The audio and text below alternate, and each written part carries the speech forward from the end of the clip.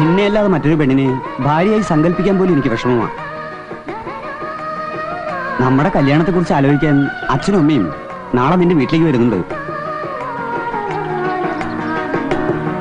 ഇങ്ങനെ പെൺമക്കൾ ഓരോ ചെറുക്കന്മാരെ കണ്ടുപിടിക്കാൻ തുടങ്ങിയാൽ കാര്യങ്ങൾ എളുപ്പമാവുമല്ലോ കുറുപ്പേ. ആ, എനിക്കൊന്നേ പറയാനുള്ളൂ. വിശാഖന് പെണ്ണിനെ ഇഷ്ടപ്പെട്ട സ്ഥിതിക്ക് ഇനി ഞങ്ങൾ എതിർത്തിട്ട് കാര്യമില്ലല്ലോ. പക്ഷെ രണ്ടുപേരും തമ്മിൽ സ്നേഹമാണെന്ന് കരുതി സ്ത്രീധനത്തിന്റെ കാര്യത്തിൽ ഒരു വിട്ടുവീഴ്ചയും ഉണ്ടാവില്ല. 1,00,000 രൂപ ഞങ്ങൾക്ക് തീർത്തും കിട്ടണം. ഭൂപണയ ബാങ്കിൽ നിന്ന് ലോൺ പാസ്സായിട്ടുണ്ട്. സഹകരണ ബാങ്കിൽ നിന്ന് കുറച്ച് പൈസ വായ്പയായിട്ട് തരാമെന്ന് പറഞ്ഞിട്ടുണ്ട്. പിന്നെ 20 സെന്റ് ഭൂമി വിൽക്കാനും ഏർപ്പാടാക്കി. അതിന്റെ അച്ചാരും വാങ്ങി. എന്നാലും തികയുന്നില്ലോ ഭാനു. ആകെയുള്ള 50 സെന്റിൽ 20 സെന്റ് ഭൂമി വിറ്റ് കിട്ടാവുന്ന സ്ഥലത്തു നിന്നൊക്കെ കടവും വാങ്ങി ഈ ഒരു കല്യാണം മാത്രം നടത്തിയാൽ മതിയോ? താഴെ ഇനി 1-2 കൂടി ഇല്ലേ? ആദ്യം ഇത് നടക്കട്ടെ, പിന്നീട് അവൻ ശേഷമുള്ള കാര്യങ്ങളൊക്കെ. നമ്മുടെ സ്ഥിതി അവർക്ക് അറിഞ്ഞൂടെ? വിശാഖനായിട്ട് ഒന്ന് സംസാരിച്ചു നോക്കിയാലോ? സംസാരിച്ചു. ഈ കാര്യത്തിൽ അച്ഛനമ്മമാരെ ധിക്കരിച്ച് അവനൊന്നും ചെയ്യാൻ പറ്റില്ല എന്നാ പറയണത്. എനിക്ക് വിവാഹം വേണ്ടച്ചാ. എന്താ മോളെ? 1,00,000 രൂപ കൊടുത്ത് സ്നേഹം വിലയ്ക്ക് വാങ്ങിക്കാൻ മാത്രം അത്ര പണക്കാരൊന്നും അല്ലല്ലോ നമ്മള്. മോള് മനസ്സിൽ ആഗ്രഹിച്ച കാര്യമല്ലേ, അത് നടക്കട്ടെ. 25,000 രൂപ കുറവല്ലേ ഉള്ളൂ. മോള് വിശാഖനെ കണ്ട് സംസാരിച്ച അവൻ സമ്മതിക്കാതിരിക്കില്ല. എന്ത് പറയാൻ? 25,000 രൂപയ്ക്ക് സ്നേഹം വില കുറച്ച് തരാൻ പറയണോ? എന്നേക്കാൾ എന്റെ പണത്തിന് മുൻതൂക്കം കൊടുക്കുന്ന ഒരാൾ എനിക്ക് കാണണ്ട. അങ്ങനെയുള്ള ഒരാളുടെ കൂടെയുള്ള ജീവിതം എനിക്ക് വേണ്ട. ഇനി വിവാഹത്തിന് വേണ്ടി അച്ഛൻ ആരോടും കടം വാങ്ങുകയോ വിൽക്കുകയോ ഒന്നും വേണ്ട. ഞാൻ സമ്മതിക്കില്ല. എനിക്കിത് വേണ്ടച്ച. വിദ്യേ,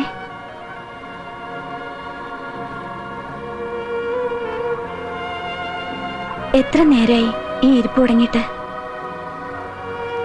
നിന്റെ മനസ്സിന്റെ വേദന എനിക്കറിയാം. ഇതുപോലൊരു രാത്രിയിലൂടെ കടന്നു പോന്നവളാ ഞാനും. കരയരുതെന്ന് ഞാൻ പറയില്ല. കരഞ്ഞോളൂ. മനസ്സിന് അല്പം ശാന്തത കിട്ടും. അങ്ങനെ നീ ഇപ്പൊ കേട്ടണ്ട. എന്താണത്? അമ്മേ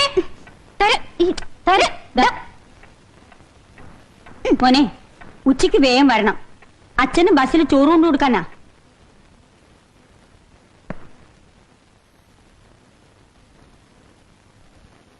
എന്തൊരു കിടപ്പത്? എണീറ്റ് എഴുന്നേക്കാൻ. അപ്പുറത്തെ അമ്മയും ചേച്ചിയൊക്കെ അന്വേഷിക്കാൻ തുടങ്ങിയിട്ട് എത്ര നേരമായിന്നറിയോ? ഞാൻ പോവാ. ചേച്ചി, ഇന്നാ ഫീസ് അടയ്ക്കേണ്ടത്. നീ കോളേജിൽ നിന്ന് വരുമ്പോ ഒരു പാക്കറ്റ് ബട്ടൺസ് കൂടി വാങ്ങിച്ചോണ്ട് വരണം.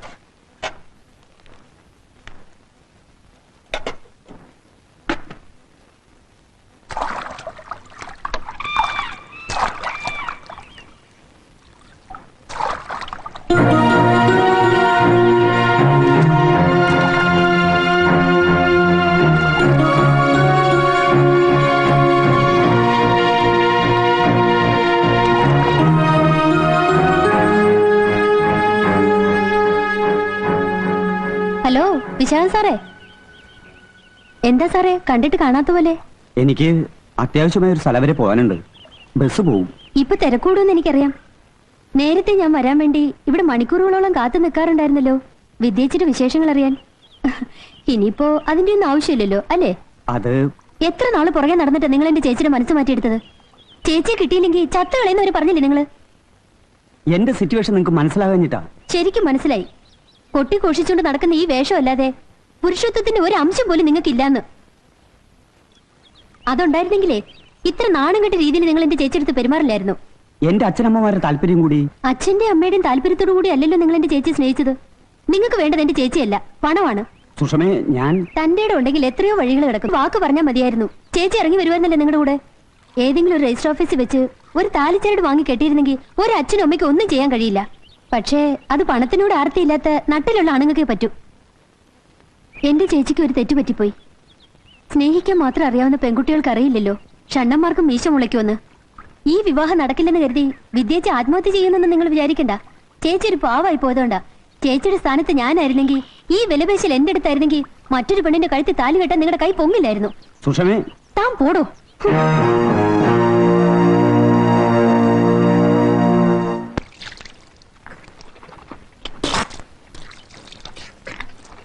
കാര്യം ഞാനൊരു വിവാഹ ബ്രോക്കർ ആണെങ്കിലും ഈ കാര്യത്തിൽ എനിക്കൊരു ബ്രോക്കർ ആകാൻ പറ്റില്ല. കാരണം എന്റെ പെങ്ങടെ മോനായി പ്രശാന്തൻ. എന്ന് വെച്ച് ബ്രോക്കർ കമ്മീഷൻ വാങ്ങിക്കാതിരിക്കാൻ പറ്റുമോ? അതും പറ്റില്ല. പിന്നെ കുറുപ്പേട്ടന്റെ മോനായതുകൊണ്ട് ഈ കാര്യത്തിൽ ഞാൻ ഇത്രയും താല്പര്യം കാണിക്കുന്നത്. ഞാൻ കുറുപ്പേട്ടൻ ഓടിക്കുന്ന ബസ്സിൽ കയറാൻ തുടങ്ങിയിട്ട് കൊല്ലം കുറെ ആയില്ലേ? എന്റെ പെങ്ങടെ മോനായതുകൊണ്ട് പറയല്ല, ഇത്രയും നല്ല തങ്കപ്പെട്ട സ്വഭാവമുള്ള ഒരു പയ്യനെ മഷിട്ട് നോക്കിയാൽ കാണില്ല. ആ പിന്നെ ഈ ഓഫീസില് നല്ലൊരു ജോലിയുണ്ട്. ചെറുക്കൻ ആരൊക്കെ ഉണ്ട്? അമ്മയും 2 അനിയന്മാരും ഒരു പെങ്ങളും. അച്ഛനില്ലേ? അതെങ്ങനെ ഉണ്ടാവുക? ആ ഇളയ പെണ്ണ് ജനിച്ചത് 4-ാം കാലിലല്ലേ? 4-ാം കാലിൽ പെണ്ണ് ജനിച്ചാൽ നടപറിക്കും എന്നാണല്ലോ പ്രമാണം. സൂക്ഷ്മം. അവള് ജനിച്ചതോടെ അളിയൻ അങ്ങോട്ട് പോയി. പിന്നെ ചേച്ചി വളരെ കഷ്ടപ്പെട്ടിട്ടാണ് മക്കളെയൊക്കെ ഈ നിലയിലാക്കിയത്. ഇത്രയും നല്ല ജോലിയുള്ള ചെറുക്കനാവുമ്പോ നല്ലൊരു തുക ശീതനം ചോദിക്കില്ലേ? 1 ലക്ഷം രൂപ സ്ത്രീധനം കൊടുക്കേണ്ടി വരും. 50,000 മേലുള്ള കാര്യമാണെങ്കിൽ ആലോചിക്കണ്ടെന്ന് പറഞ്ഞിട്ടില്ലേ ഞാൻ? കുറുപ്പേട്ടൻ വിഷമിക്കാതിരി. പ്രശാന്തം വന്ന് പെണ്ണിനെ ഒന്ന് കാണട്ടെ. പെണ്ണിനെ ഇഷ്ടപ്പെട്ട സ്ത്രീധനത്തിന്റെ കാര്യത്തിൽ എന്ത് വിട്ടുവീഴ്ച വേണമെങ്കിൽ ചെയ്യാൻ അവൻ പറഞ്ഞിരിക്കുന്നത്. എന്റെ സ്ഥിതി എല്ലാം ഗോപാലനർക്ക് അറിയാവുന്നതല്ലേ? താൻ ചെന്ന് ചെറുക്കനോടും വീട്ടുകാരോടും ഇവിടുത്തെ കാര്യങ്ങളൊക്കെ ഒന്ന് പറഞ്ഞ് മനസ്സിലാക്കി കൊടുക്കുക. ഇതിപ്പോ എന്റെയും കൂടി ഒരു കാര്യമല്ലേ കുറുപ്പേട്ട? ഏതായാലും 2-3 ദിവസത്തിനകം എല്ലാ വിവരങ്ങളും അറിയിക്കാം. എന്നിട്ട് തീരുമാനിക്കാം ബാക്കി കാര്യങ്ങളൊക്കെ. അപ്പൊ ഞാൻ ഇറങ്ങുക. ഓ ശരി.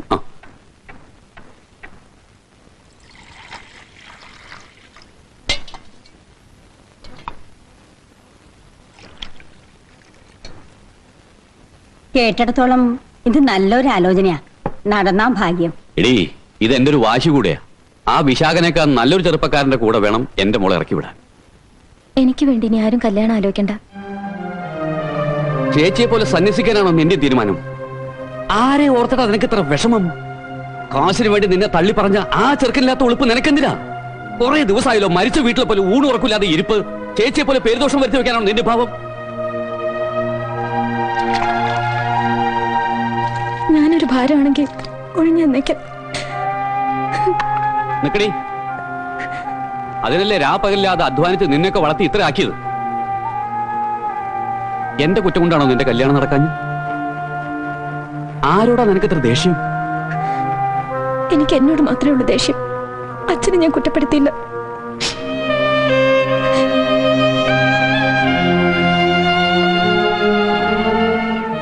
മക്കളെ, നിങ്ങളെല്ലാം കണ്ണു നിറയെ കാണുന്നത് അച്ഛന് സന്തോഷം. ഓരോരുത്തരും സ്വയം മരിച്ചിട്ട് അച്ഛന്റെ ഭാരം കുറയ്ക്കാൻ നോക്കുന്നതിന് മുമ്പ് എന്തിലെങ്കിലും ഇത്തിരി വിഷം ചേർത്ത അച്ഛനിതാ. അതിനേക്കാൾ വലിയ പുണ്യം ചെയ്യാനില്ല.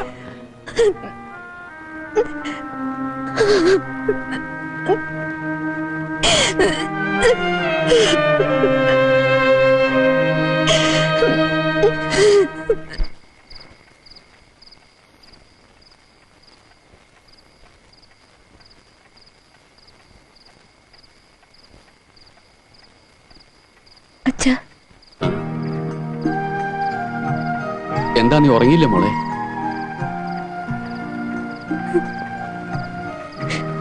അച്ഛൻ എന്നോട് ക്ഷമിക്കണം. അച്ഛനെ വിഷമിപ്പിക്കാൻ വേണ്ടി പറഞ്ഞതല്ല. എന്റെ മനസ്സിലെ സങ്കടം കൊണ്ട്. അച്ഛൻ അറിയാൻ മോളെ നിന്റെ ദുഃഖം. എന്റെ മോള് കഴിഞ്ഞെല്ലാം മറക്ക്. നിങ്ങൾ ആരും അച്ഛനൊരു ഭാരമാവില്ല. അച്ഛൻ എന്ത് വേണമെങ്കിലും പറഞ്ഞോളൂ, ഞാൻ അനുസരിക്കാം. അച്ഛൻ ഇഷ്ടപ്പെടുന്ന ഏത് വിവാഹത്തിനും ഞാൻ സമ്മതിച്ചോളാം. മോള് പോയി കിടന്നു. അച്ഛൻ മോൾക്ക് ദോഷം വരുന്ന ഒന്നും ചെയ്യില്ല എന്ന് മാത്രം കരുതിയാ മതി.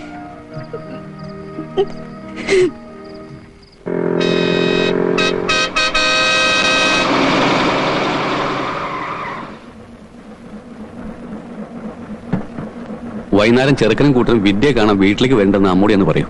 അവര് വരുമ്പോ അച്ഛനുണ്ടാവോ? ആ കറിയാച്ചോണ്ട് നേരത്തെ വരാൻ പറഞ്ഞിട്ടുണ്ട്. അവനെ വണ്ടി ഏൽപ്പിച്ചിട്ട് ഞാൻ വേഗം വരാം. അമ്മേ, ചേച്ചിയെ കാണാൻ അവര് വരുന്നുണ്ട്.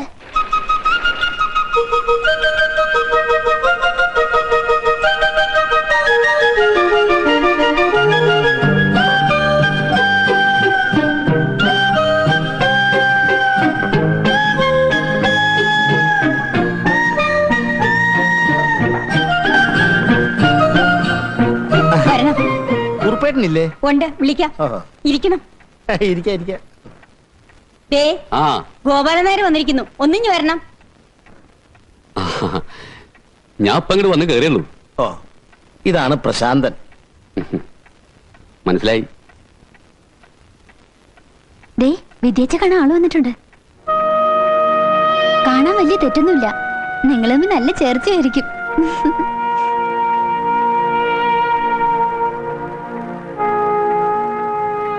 എന്താ ഇത്ര ആലോചിക്കാനുള്ളേ? എന്നാ വേഗം റെഡിയാവാ. ഈ കാര്യം ഉറച്ചു കഴിഞ്ഞാല് പ്രതിസന്ധിയിലാകുന്നത് പ്രശാന്തനാ. എന്താ? സ്വന്തം അമ്മാവനായതുകൊണ്ട് ബ്രോക്കർ കാശ് വാങ്ങിച്ചില്ലെങ്കിൽ ഒരു ചെറിയ വിഷമം പ്രശാന്തനുണ്ടാകുമല്ലോ. മരുമോനായാലും ശരി, സ്വന്തം മോനായാലും ശരി, ബ്രോക്കർ കാശ് വാങ്ങിച്ചില്ലെങ്കിൽ ഈ തൊഴിൽ ചെയ്യുന്നവരുടെ ഇടയിൽ ഞാൻ ഒരു കരിങ്കാലിയായിട്ട് മാറും.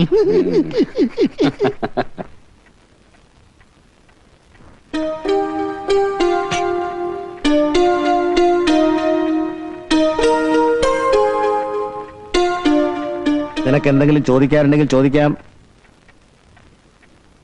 വിദ്യ എന്നല്ലേ പേര്? അതെ. ഏതുവരെ പഠിച്ചു? BSc കംപ്ലീറ്റ് ചെയ്തു. പിന്നെ ടൈപ്പും. ജോലിക്കൊന്നും ശ്രമിച്ചില്ലേ?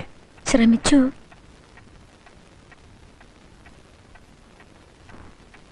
നിങ്ങൾക്ക് വേറെ എന്തെങ്കിലും പ്രൈവറ്റ് ആയിട്ട് ചോദിക്കുകയാണെങ്കിൽ ചോദിച്ചോളൂ, ഞങ്ങൾ മാറിത്തരാം. അല്ലേ കുറുപ്പേട്ടാ?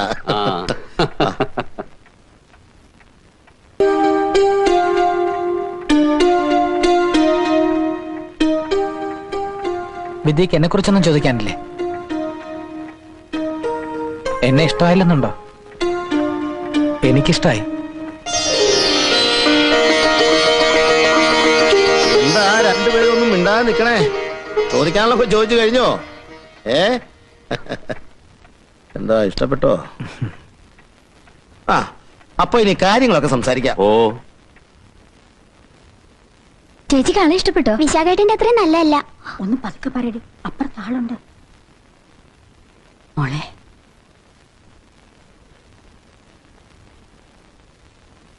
മോക്കിഷ്ടായോ? എന്റെ ഭഗവതി, ഇതെങ്കിലും ഒന്ന് നടന്നു കിട്ടിയാ മതിയായിരുന്നു. അന്നേ ഞാൻ പറഞ്ഞതല്ലേ ഗോപാലനാരെ, 50,000 രൂപ കൂടുതൽ തരാൻ എനിക്ക് കഴിവില്ലാന്ന്. ഇപ്പൊ തന്നെ ഞാൻ ഉദ്ദേശിച്ചാലും 25,000 രൂപ കൂടുതലാണ് നിങ്ങൾ ചോദിക്കുന്നത്. എന്നെ സംബന്ധിച്ചിടത്തോളം കടവും കടപ്പടിയൊക്കെ ആണെങ്കിലും ഒരു നല്ല കാര്യം നടക്കട്ടെ എന്നുള്ള ആഗ്രഹം കൊണ്ട് പറയാ. ഒരു 10,000 രൂപയും 10 പവന്റെ സ്വർണവും നിശ്ചയത്തിന് തരാം. ബാക്കി 25,000 രൂപ സ്വർണ്ണമായിട്ട് വേണി സ്വർണം, കാശായിട്ട് വേണി കാശ് 6 മാസം കഴിഞ്ഞ് തന്നേക്കാം. ഇനി കല്യാണ ചെലവുകൾ വേറെ നോക്കണം. അല്ല, അതിപ്പോ ഇവന്റെ അമ്മ സമ്മതിക്കുമെന്ന് തോന്നണില്ല. പെങ്ങൾ 1 ലക്ഷത്തിൽ തന്നെ മുറുക്കി പിടിച്ചിരിക്കുക. ഞാനത് മുക്കാലാക്കിയിരിക്കുകയാണ്. അത് 75,000 രൂപ കടം പറഞ്ഞാൽ. ഏതായാലും ഞാൻ അമ്മയോടൊന്ന് ആലോചിക്കട്ടെ. അമ്മ സമ്മതിക്കായിരിക്കില്ല. ഞാൻ സമ്മതിക്കത്തില്ല. സ്ത്രീധനത്തോയ്ക്ക് അവധി പറഞ്ഞിട്ടുള്ള ആലോചനയൊന്നും നമുക്ക് വേണ്ട. കുറച്ച് ബുദ്ധിമുട്ടുണ്ടെങ്കിലും അവരും നല്ല തറവാട്ടുകാരാണ് അമ്മേ. പറഞ്ഞ വാക്ക് പാലിക്കാതിരിക്കില്ല. അവധി പറഞ്ഞ സ്ത്രീധനം ഒന്നും തിരിച്ചു കിട്ടിയതായ ചരിത്രമില്ലടാ മോനെ. കുറെ നാളായി ഈ പെണ്ണ് കാണൽ തുടങ്ങിയിട്ട്. നാട്ടുകാരെന്നെ കളിയാക്കി തുടങ്ങി. ചായയും പലഹാരവും കഴിക്കാൻ വേണ്ടി വീട് തോറും കയറിയിറങ്ങി നടക്കാണെന്ന് പറഞ്ഞ് ഇപ്രാവശ്യം ഒരുമാതിരി ഒത്തു വന്നതാ. അപ്പോഴായി സ്ത്രീധനത്തിന്റെ പ്രശ്നം. അമ്മയ്ക്ക് പെണ്ണ് എങ്ങനെയായിരുന്നാലും കുഴപ്പമില്ലല്ലോ, സ്ത്രീധനമാണ് വലുത്. അതേടാ, നിനക്ക് കിട്ടാൻ അർഹതയുള്ളത് കൊണ്ടാ ചോദിക്കുന്നത്. ഒരിക്കലേ കിട്ടൂ. പിന്നെ ജീവിതകാലം മുഴുവൻ പെണ്ണിനും അവള് പറ്റിടുന്ന കുഞ്ഞുങ്ങൾക്കും ചെലവിന് കൊടുക്കേണ്ടത് നീയാ. പെണ്ണ് വീട്ടുകാരെ ആണ്ടോടാണ്ട് കൊണ്ടുവന്ന് കുടഞ്ഞിട്ട് വരികയും പറ്റുന്നില്ല. അമ്മ എന്ത് പറഞ്ഞാലും ശരി, കെട്ടുന്നെങ്കിൽ ഞാൻ ആ പെണ്ണിനെ കെട്ടു. മോനെ ശാന്ത, അഴകിട്ട് വെച്ചാ ചോറാവൂല്ലടാ, അരി ഇട്ട് വെച്ചാലേ ചോറാവൂ. അമ്മ ഇവിടെ അരിയിട്ട് വെച്ചോണ്ടിരുന്നോ? എനിക്ക് വേണ്ടി ഇനി പെണ്ണ് കാണാൻ വേണ്ട, കല്യാണം ആലോചിക്കാൻ വേണ്ട. ചേട്ടൻ ഇങ്ങനെ ചൂടായാലെങ്ങനെ? ചേട്ടന്റെ സ്ത്രീധനം കെട്ടിട്ട് വേണ്ട ഇവിടെ കെട്ടിച്ചയക്കാൻ. എന്നാലേ സ്ത്രീധനം വാങ്ങിക്കാതെ ഞാൻ കെട്ടാൻ പോകുന്നത്. നിനക്ക് കിട്ടുന്ന സ്ത്രീധനം കൊണ്ട് അവളെ കെട്ടിച്ചാ മതി. പ്രദീപേട്ടന് സ്ത്രീധനം കിട്ടുമെന്ന് തോന്നുന്നില്ല. അതെന്താടാ? അയ്യോ അമ്മേ, അത് വേറെ ലൈനാ. ഇപ്പൊ അമ്മയ്ക്ക് ഇത് പറഞ്ഞാൽ മനസ്സിലാവില്ല. എടാ എടാ, എന്താ കാര്യം പ്രസാദാ? അതെ കുണ്ടം ഓടിയപ്പുറത്ത്. ആ, കുറച്ചുകൂടെ അങ്ങോട്ട് കഴിച്ചേ. അമ്മേ, ചാന്തേട്ടന് ഭക്ഷണം വേണ്ടെന്ന്. ആ, എന്ത് പറ്റി? വയറിന് വല്ല അസുഖമാണോ? വയറിനല്ല അസുഖം, ആ പെണ്ണിനെ കെട്ടിച്ചു കൊടുക്കാത്തതിലുള്ള കെറുവാ. എന്നാ പിന്നെ സ്ത്രീധനം ഒന്നും മേടിക്കാതെ കെട്ടിക്കോട്ടെ. ഒരു ധർമ്മ കല്യാണം നടത്തിയതിന്റെ പുണ്യം കിട്ടുമല്ലോ. അമ്മ എന്ത് ഇത്ര വാശി പിടിക്കുന്നത്?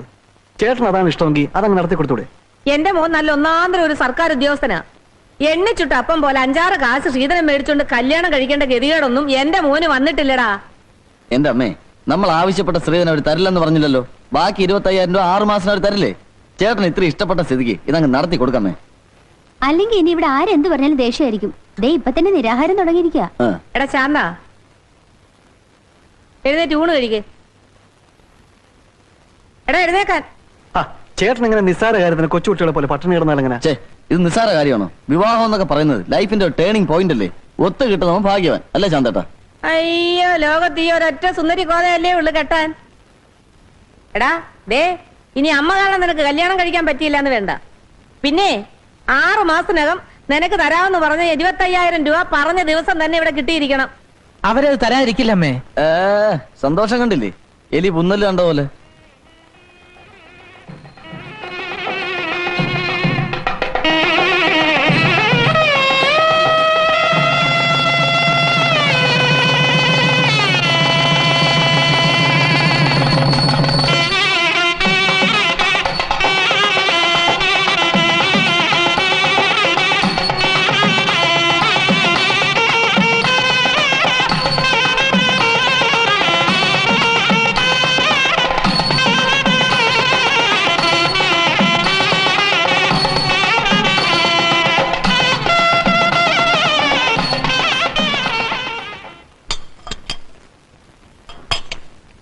മോള് ഒന്നുകൊണ്ട് വിഷമിക്കരുത്. അന്യ വീട്ടിലേക്കൊന്നും അല്ലല്ലോ മോള് പോണത്. ഇനി അതാണ് നിന്റെ വീട്. ഭാനു ഒന്നുകൂടി വരൂ. വിദ്യേ,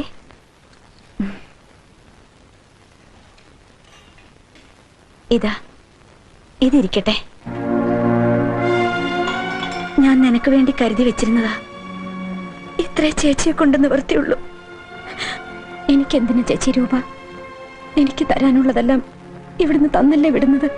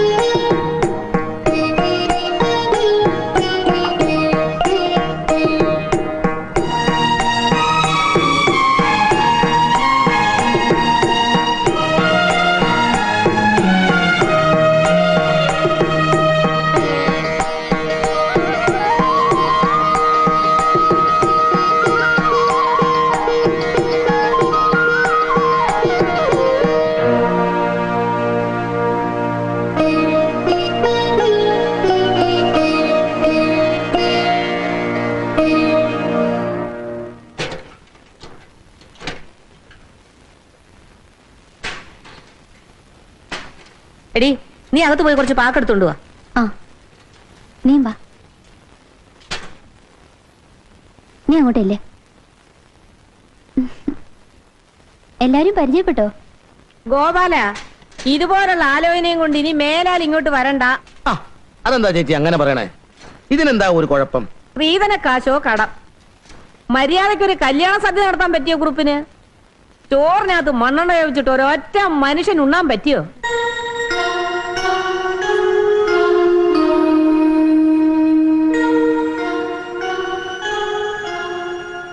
അതെ, ചെലവ് ചുരുക്കാൻ വേണ്ടി അയാൾ മനഃപൂർവ്വം ചെയ്തതല്ലേ.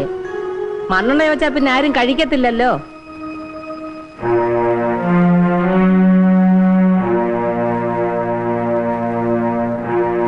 ചാന്തനതിന്റെ വല്ല ആവശ്യമുണ്ടോ?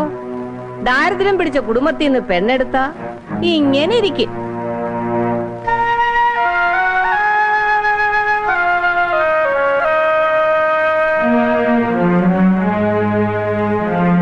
എന്റെ സാവിത്രി ചേച്ചി, ഞാൻ അവനോട് ഈ കാര്യം വേണ്ട വേണ്ടാന്നൊരു 100 പ്രാവശ്യം കാല് പിടിച്ചു പറഞ്ഞതാ. അപ്പോഴേ അവന് തൊലി വെളുത്ത പെണ്ണ് വേണം. എന്നാ അതിന് തക്ക ചേലോ ചെമ്മാന്തവോ ഉണ്ടോ? അതുമില്ല.